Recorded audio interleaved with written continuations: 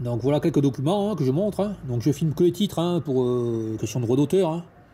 Voilà, analyse vidéo, génétique, tout est bon pour cerner le tueur en série. Là, c'est sur Ça m'intéresse, de juin 2010, voilà. Bon, un article là. Bon, ça c'est pour moi, ce sont des recherches, ce sont des recherches pour rien, quoi. Parce que on connaît tout sur le frelon asiatique, hein. C'est très rapidement compris, hein, comment attraper, comment le faire. Tout est connu dessus, c'est très très vite, hein. Pas besoin de faire des recherches comme ça, génétiques, etc. Ridicule, ridicule. Et alors, ils font des recherches génétiques, ça sert à quoi? À quoi ça sert de faire des recherches génétiques? À rien, rien du tout. Voilà. Donc ensuite, autre document. Voilà. Ça c'est un autre document, voilà. Maxi Science, voilà. Donc je montre le titre seulement, hein. Des milliers d'abeilles suivies à la trace grâce à des capteurs fixés sur leur dos. Et là, c'est complètement ridicule de ne pas comprendre, là. Là, il y a une perche, mais vraiment énorme, qui est donnée, là. Alors, si on arrive à suivre des abeilles grâce à un capteur, avec une puce comme ça qui peut se détecter, qui peut localiser l'abeille, mais pourquoi on ne met pas une puce sur un frelon asiatique qu'on capture et on suit ce frelon asiatique et on découvre où il va, on découvre ainsi son nid. Mais c'est bébé. Alors, ce titre là, du suivi des abeilles grâce à un capteur fixé sur le dos, j'avais déjà vu un article comme ça, mais des années auparavant, hein, sur la revue Science et Vie. Je crois bien que c'est Science et Vie, ouais. Donc il y avait un article, ça parlait pas du frelon asiatique, ça parlait de l'étude des abeilles, un truc comme ça. Et il disait que pour étudier le mouvement des abeilles, etc., il mettait une puce sur le dos, enfin un capteur, et qu'après il captait les mouvements de l'abeille par GPS, je crois, un truc comme ça. Mais là, c'est bébête, quoi. Ne pas comprendre que c'est une excellente méthode pour trouver les nids au frelon asiatique, mais c'est bête, c'est ridicule, quoi. Donc là, nous avons, en fait, pour comprendre comment faire pour lutter contre le frelon asiatique, c'est ridicule. En fait, c'est une histoire de Scooby-Doo. Par exemple, le dessin animé Sammy et Scooby-Doo. Ils avaient des méthodes comme ça pour trouver le monstre, etc. Des astuces comme ça, mais c'est ridicule, quoi. Donc pour trouver les nids à frelon asiatique, c'est très simple. Il y a plein de méthodes qui peuvent être données. C'est pas des scientifiques qui doivent chercher ça, hein. C'est des bonnes astuces, c'est des astuces, c'est avoir des idées. C'est pas des recherches génétiques sur les frelons asiatiques qu'il faut faire. En attendant qu'ils fassent des recherches génétiques, ça crée l'illusion qu'ils cherchent, mais en fait, pendant ce temps, le frelon asiatique se répand. Ridicule encore. Voilà, autre réflexion sur les documents que l'on trouve, hein. Donc le Capricorne asiatique, en juillet 2004, un Capricorne asiatique est arrivé dans la région en France.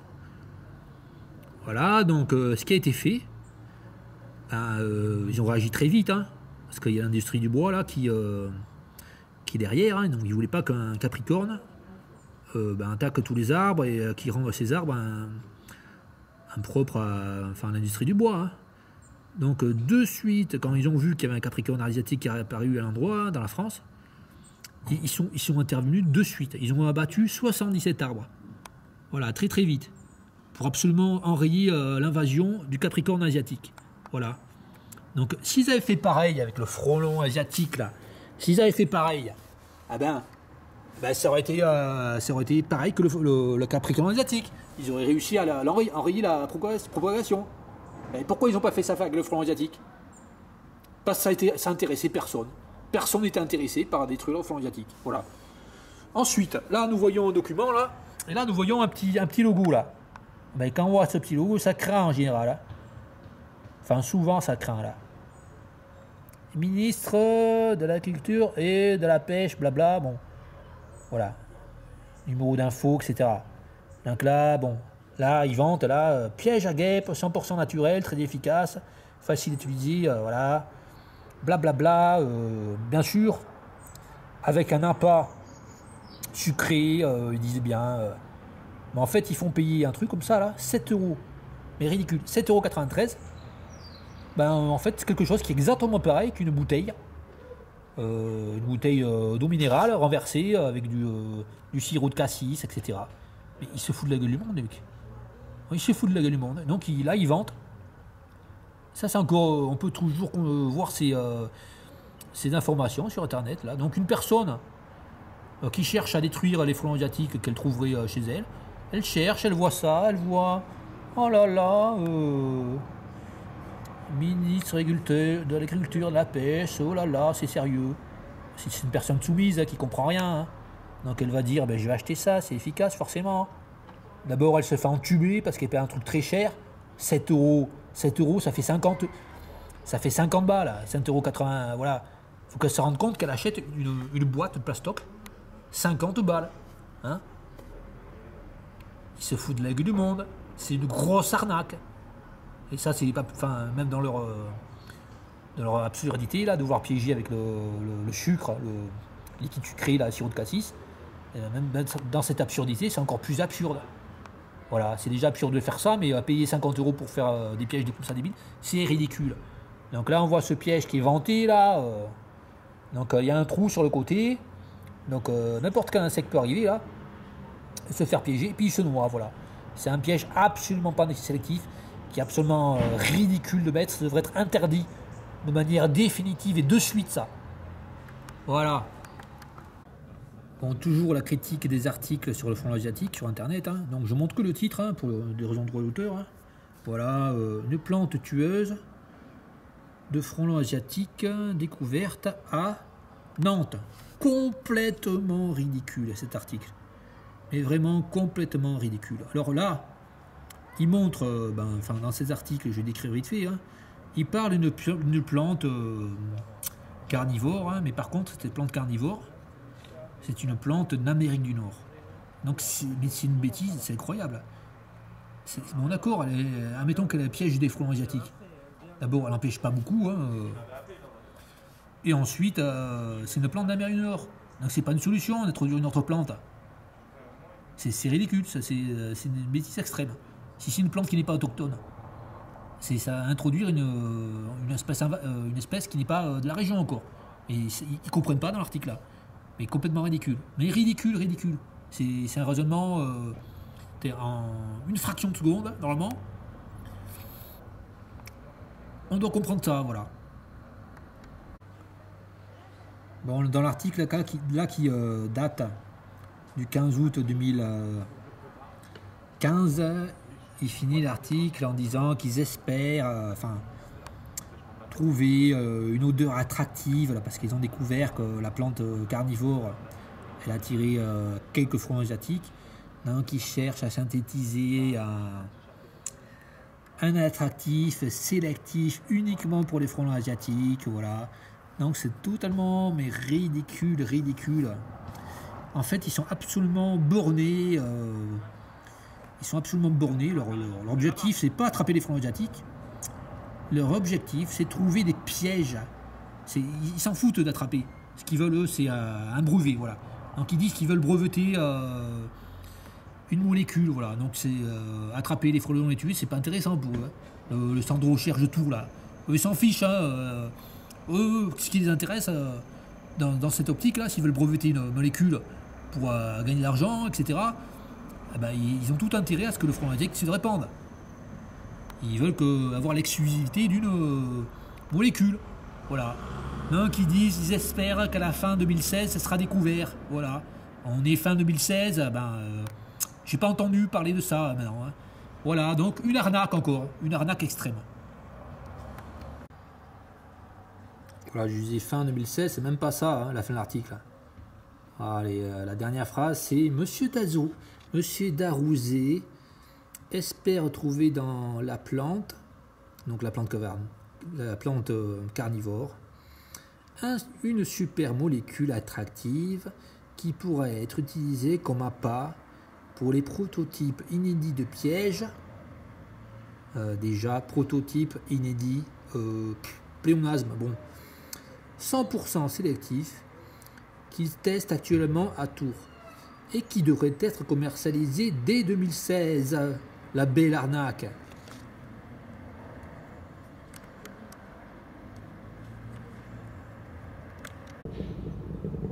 Ou alors encore un article là. Alors là ici, pourquoi il ne faut pas piéger le frelon asiatique? Donc cet article est du 3-3-2015. Donc là ils disent le 3-3-2015, ce que je disais dans ma vidéo le 5 août 2014, voilà. Donc ils remettent en question la sélectivité des pièges à bière, cassis, etc. Pire, enfin là ils montrent, ils donnent des chiffres, mais c'est effarant quoi. Mais ils donnent des chiffres effarants, voilà, juste citer deux phrases quoi. Écoutez bien cet excellent article là, que je résume. Pourquoi il ne faut pas piéger le frelon asiatique. C'est un article de Terra Eco. Donc je vais faire un petit résumé de cet article. Donc à un moment fort de l'article, ils disent qu'un syndicat agricole a coordonné 400 pièges, ça se passe en Vendée ça, répartis sur le département de la Vendée donc. Alors pour ces 400 pièges, le maigre butin se composait à la fin du printemps de 6 fondatrices. 6 fondatrices pour 400 pièges. Hein. Et pour 195 nids répertoriés. L'année suivante, les guet-apens avaient fait prisonnières 10 fondatrices pour 185 nids recensés. Voilà.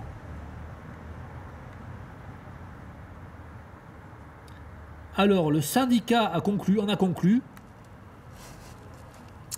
que la mise en œuvre d'un piégeage à grande échelle se révèle tout à fait inopérant. Je répète que le syndicat là, en Vendée en a conclu que le piégeage se révèle tout à fait inopérant. Et il parle de ces piégeages là avec du cassis, du sirop de cassis. Voilà. Et ils appellent aux particuliers, en dehors des apiculteurs, juste sous le nid des frelons asiatiques, hein, ils appellent les particuliers à ne pas faire, surtout pas faire ces piégeages de frelons asiatiques avec du sirop de cassis, etc. Voilà. Donc ça c'est un article, ça date de 2010, ça. Incroyable. Et là, juste maintenant, en 2016, juste à côté là, voilà ce que l'on voit. Voilà la stupidité extrême. Voilà, en fait, les gens qui mettent ces affiches se fichent totalement de la réalité. Ils sont complètement en dehors de la réalité. Ce qu'ils veulent, c'est promouvoir leur petite méthode qui leur plaît bien, voilà. Ridicule. Alors ceux qui promeuvent ces pièges d'une imbécilité extrême n'ont rien compris, n'ont pas tiré la leçon du film Rambo. Le film Rambo 1, qui date de 1983-1984, je pense par là. Hein. Ils n'ont même pas tiré la leçon de ce film. Ce film, là, Rambo, en fait, c'est quoi qu'il faut... Enfin, quelle leçon on peut tirer de ce film? Bon, il y en a qui diraient, bon, c'est un film de guerre, idiot, là, là. Non. Il y a une leçon à tirer de ce film, Rambo 1. C'est qu'il y a un colonel, là, qui connaît Rambo. Et il dit aux autres, parce que bon, le film c'est Rambo, bon, il essaie d'attraper Rambo, voilà. Un ancien soldat de la guerre, voilà, d'Indochine, voilà. Donc il essaie de l'attraper, voilà, bon, je ne dis pas l'histoire, pourquoi, bon, il essaie de l'attraper, et ils mettent quelques soldats pour l'attraper, voilà. Donc ils appellent le colonel, qui connaît Rambo. Et le colonel, eh bien, il dit à ce gars qui veut, ce chef là, qui veut attraper Rambo, il dit si vous mettez tout un peloton pour essayer d'attraper Rambo, je donne aucune chance à votre peloton, parce que votre peloton il va se faire zigouiller par Rambo. Voilà, parce que le colonel il connaît bien Rambo. Voilà, donc l'autre abruti là, qui veut attraper à sa façon, il répète à chaque fois que le colonel qui connaît, le colonel de Rambo, donc il connaît Rambo qui est appelé à la rescousse, ah ben, il dit à chaque fois, il répond à chaque fois, celui qui cherche à attraper Rambo à sa façon, c'est-à-dire par la méthode forte, avec les armes, il dit à chaque fois que le colonel lui donne le conseil d'utiliser d'autres méthodes, il lui dit à chaque fois, j'en ai rien à foutre, je vais attraper Rambo avec ma méthode. Voilà. Donc en fait, ceux qui font ces pièges-là, ils ont exactement la mentalité. La devise est j'en ai rien à foutre, je ferai avec ma méthode. Voilà. Donc ceux qui font ça là, quand on leur montre que ces pièges sont inefficaces, sont mauvais, sont destructifs, même s'ils ne détruisaient pas d'insectes, même s'ils ne capturaient pas de pollinisateurs ou d'insectes rares ou protégés, ils sont inefficaces ces pièges. Eh bien, ces gens, en fait, ne sont pas intéressés, puisque pour eux, la réponse c'est j'en ai rien à foutre, je les attraperai à ma méthode. Donc ils s'intéressent à une chose, c'est pas à attraper les frelons asiatiques, mais c'est à utiliser une méthode. Qu'elle marche ou pas, ils s'en foutent. Hein. Eux, ils sont obsédés par la méthode du piégeage. Voilà, ils sont amoureux de piégeage. Pour eux, c'est bien, c'est super, voilà. Ridicule, ridicule, ridicule. Ils n'ont même pas compris un film qui s'est passé en 1983-1984. Voilà, ridicule. Alors le piège que je préconise, que j'ai préconisé déjà depuis ma vidéo du 5 août 2014, qui consiste à remplacer bière blonde, cassis et le vin blanc par des têtes de poisson. Je l'ai réessayé récemment. Enfin, une personne qui utilisait ce piège-là, absolument absurde, il y a une semaine ou deux là. Je lui ai dit arrête de faire ces pièges là, c'est pas bon, il faut mettre des têtes de poisson. Alors dedans, il y avait un ou deux frelons asiatiques. Alors écoutez ce que j'ai dit, hein. Et c'est impressionnant. Hein. Bon, c'est juste une sur un endroit, je sais pas, bon. Et c'est impressionnant de suite. Multiplication, il y a eu 10 frelons asiatiques, alors qu'il y en avait très peu avant. Voilà. Alors quand le frelon asiatique est apparu, hein, c'était vraiment ridicule. Et il y avait des gens qui lançaient des perches énormes. Par exemple, en allant chez le poissonnier, là, ambulant sur les marchés, le poissonnier qui dit « Oh là là, ces frelons asiatiques, ils n'arrêtent pas de venir sur mes poissons, c'est insupportable. » Et le mec, ça fait pas le titre dans sa tête. Les gens, ça fait pas titre dans leur tête.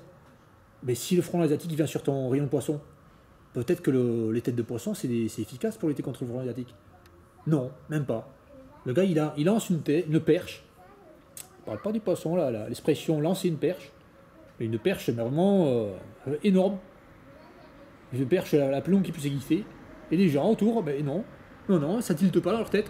Et ben il devrait tilter et dire, ça aurait tilté, il devrait dire, ah mince, le frelon asiatique il va sur le poisson, et moi j'utilise comme appât du sirop de cassis, c'est bizarre ça. Ouais, vraiment ridicule, mais ridicule. Et pire, je dirais que ces pièges-là, avec bière blonde, cassis, oui je disais, et pire, ces pièges-là avec comme appât bière blonde, cassis et vin blanc, ça piège davantage les frelons européens que les frelons asiatiques. Ridicule. En fait, on appelle ça un piège à frelons asiatiques. C'est extrêmement mensonger. On devrait appeler ces pièges-là pièges universels à insectes attirés par les liquides sucrés moisis, enfin les liquides sucrés fermentés. Voilà. Donc c'est extrêmement mensonger de dire que ces pièges, c'est des pièges à frelons asiatiques. Ce sont des pièges plus des pièges à frelons européens que des pièges à frelons asiatiques. Ridicule. Ces pièges devraient être interdits immédiatement là. Aujourd'hui. C'est ridicule, ridicule de l'hypocrisie extrême, du mensonge dans toute la France. Aussi, les pays voisins, Espagne, Portugal, Belgique, Italie, si ça arrive en Italie, ils devraient porter plainte contre la France. ils devraient faire payer à la France leur invasion de leur endroit, de leur pays, par le frelon asiatique. Pourquoi? Parce que c'est à cause de la France, leur inefficacité, leur action nulle, que le frelon asiatique est arrivé dans ces pays. Si le frelon asiatique arrive en Espagne, au Portugal, c'est parce que la France n'a rien fait. Ils ont fait que des imbécilités extrêmes. Aussi, on pouvait s'y attendre. Qu'est-ce qui s'est passé à la fin des années 80, enfin vers le milieu des années 80, et puis dans les années 90? Il y a eu un précédent exactement pareil que l'invasion du frelon asiatique. En face de Monaco, qu'est-ce qui s'est passé? Il a été relâché un aquarium qui contenait l'algue, la Caulerpa taxifolia, qui est une algue invasive qui vient d'un pays tropical. Donc il y a eu un petit endroit en face de Monaco, en face du muséum de Monaco, parce que c'est été relâché par un muséum en plus, hein, par des biologistes. Il y avait un petit endroit de quelques mètres carrés, en face, hein, pas très profond, hein, en face de la plage, un petit carré de Caulerpa taxifolia, de la plante invasive, l'algue invasive, et ils ont laissé faire. Voilà. Après, il y avait la taille d'un terrain de handball, ils ont laissé faire. Après, il y avait la taille d'un terrain de football. Il y a des gens qui ont donné l'alerte, qui ont dit il faut détruire cette algue. Voilà, ils ont laissé faire. Après, il y avait plusieurs hectares, ils ont laissé faire. Et après, l'algue, Caulerpa taxifolia, s'est étendue dans toute la Méditerranée. Faute à qui? Faute à la France, par son inaction, sa désorganisation extrême.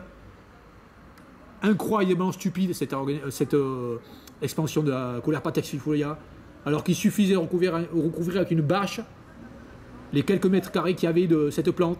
Mais les gens n'ont pas réagi. Ils n'ont pas réagi à la fin des années 80, dans les années 90, pour une espèce invasive. Et je ne vois pas pourquoi ils réagiraient maintenant avec le frelon asiatique. C'est pareil, puisqu'ils n'ont pas changé. Voilà. Bon voilà, et cette vidéo elle touche pas à la ville de Caudreau, j'en ai strictement rien à faire. Hein. C'est pas des gens de Caudreau. Hein. Ça touche tous les gens là qui vantent ces pièges ridicules. Voilà. Et toute ressemblance, toute ressemblance par rapport à une personne que j'aurais décrite là, ça serait une pure coïncidence. Hein. Voilà. Non, piège ridicule. Encore une fois. Aussi, il faut absolument exiger des maires, des politiques, il faut absolument leur exiger de détruire ces nids gratuitement par les services de la mairie. Ils n'ont rien d'autre à faire, les gars. Hein, ils ont le temps de faire ça. Donc il n'y a aucune raison que des sociétés privées, enfin des entreprises, hein, payent 130 €, 220 €. Il n'y a aucune raison que des entreprises payent des entreprises spécialisées dans la lutte contre le frelon asiatique. Il n'y a aucune raison qu'elles fassent ça. S'il y a des frelons asiatiques dans les zones industrielles, c'est uniquement à cause de l'État qui n'a pas fait son travail. Donc c'est pas les Français qui payent assez d'impôts, c'est pas les entreprises, c'est pas les petits artisans, etc., qui doivent financer la destruction des nids. Hein. Donc les gens là qui viennent, les sociétés destruction d'insectes qui viennent, ils ont compris le truc, hein, le filon. Hein. Ils viennent dans une grosse entreprise qui a signé un nid à frelon asiatique. Donc ils font tout le petit baratin là. Donc ils enrobent ça, ils disent plein de trucs. Vous êtes assuré, etc. Si un nid revient, on a la garantie que s'il revient au même endroit, on revient le chercher, etc. Donc ils font signer un papier, etc. Ils font tout un baratin, ils enrobent ça. Et puis le chef d'entreprise, finalement, il appelait cette entreprise, il ne savait pas trop combien ça coûtait. Et puis la petite entreprise de désinsectisation, elle fait payer 130 €, 200 €. Voilà. Et le chef d'entreprise, moi j'en ai vu un chef d'entreprise à qui c'est arrivé. Bon, il avait la gorge nouée finalement. Hein. Il avouait pas, mais bon, on voyait bien qu'il sentait qu'il s'était fait avoir. Voilà. Donc en fait, des entreprises là, qui désinsectisent, ben, ce sont des petits arnaqueurs, hein, Ce sont des commerciaux finalement. Hein. Ce sont des commerciaux qui font un petit baratin pour faire payer 130 euros. Hein, c'est inadmissible. En une demi-heure, enfin voilà, 200 euros en une demi-heure. Moi, je connais pas beaucoup de personnes qui font payer 200 euros en une demi-heure. 400 euros de l'heure, le mec, il fait payer pour détruire un nid de frelons asiatiques. Il faut aucune formation, il suffit d'avoir une formation de 5 minutes pour détruire un nid. Donc c'est ridicule. C'est ça fout de la gueule du monde que faire payer ce prix-là pour détruire un nid. Ridicule. Aussi, les gens qui prônent ces nids là, sur Internet, là, de manière ridicule, alors que ces nids sont vraiment absolument absurdes. Dès le début, il a été remarqué que c'est des nids obsolètes, des nids nuls, absolument nuls. Ces gens qui priment ces nids-là, ils connaissent rien, en fait. Ils connaissent ni les frelons, ni les insectes, ni la nature, voilà. Et en plus, ils font absolument aucune recherche, ils ne s'intéressent pas à ça. C'est inadmissible que les gens ne soient pas tombés sur des articles qui montrent que ces nids-là, que ces pièges sont nuls. C'est très facile à trouver des articles. Bon, il faut chercher un petit peu sur Internet, on en trouve facilement. Donc là, incroyable d'imbécilité encore et encore et encore. Voilà.